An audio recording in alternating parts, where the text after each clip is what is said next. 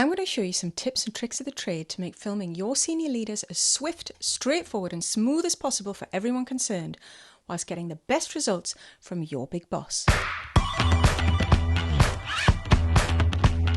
Okay, so you've been tasked with filming a piece with one of the senior leadership team and they're busy. And if we're honest, a little bit scary. They also hate being in front of the camera and hate seeing themselves back even more. So I'm here to smooth that path for you both. I'm not going to get into the technical. Let me know in the comments if you do want some of that though.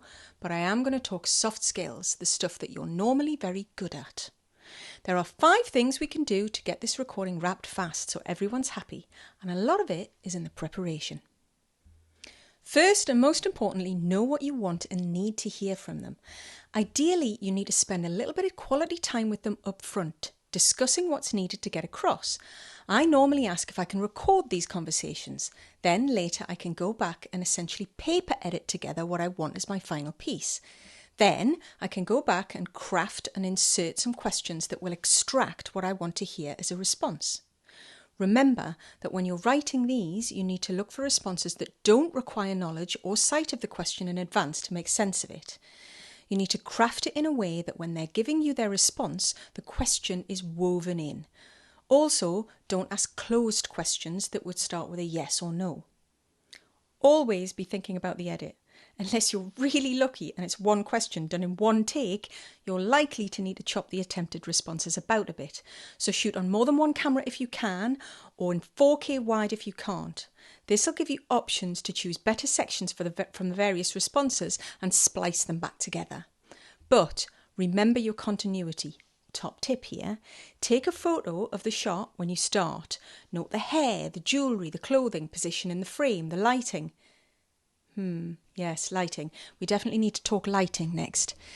Now, the reason why professional productions use sets with no windows is the exact reason why most of us actually want them.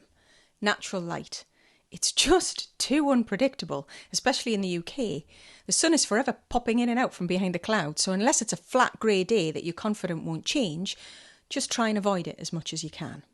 Yes, that will mean bringing in lighting and setting it up. But a good lighting camera operator should be able to light your exec pretty simply with only 2 or 3 lamps. Not only that, if they're worth their salt, they'll know how to light in a flattering manner, creating light and shade to model the face. So, if you've managed to avoid the ever-changing natural light issue, you shouldn't have as many challenges in the edit making the footage match. Next, audio. Find a quiet space, and I mean silent. No air conditioning hum. Isolate it temporarily if you can. And if there is unavoidable noise, make sure we can see it in the background, like an office with phones ringing or a busy road.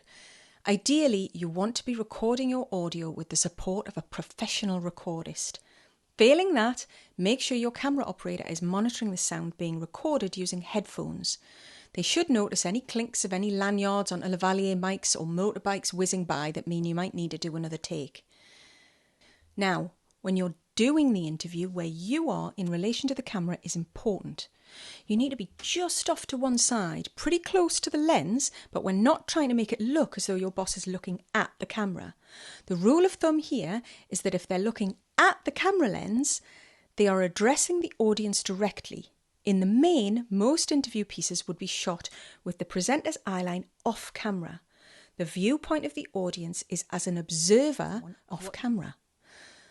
Some worry that this lacks the personal contact, but I can honestly say that from years of experience, this will achieve a much better result because it's easier for most people to chat in a warm and personable way to another human when they can see their eyes and reactions. So that takes me back to you and your job. Don't forget to be expressive and responsive, but not vocal during responses. Lots of nods and facial expressions help the interviewee feel as though they're being heard, rather than simply having to deliver a set piece to which you only look down at your notes. But remember, no mhms or ahas. It's hard not to do, believe me. Keep it zipped.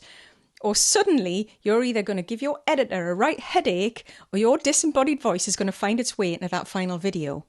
If circumstances mean that you and your camera operator can't get face-to-face with your interviewee and you have to do a remote record, you'll need to make sure that they're set up in the best way possible on their own. So watch this video next for guidance on how to do that.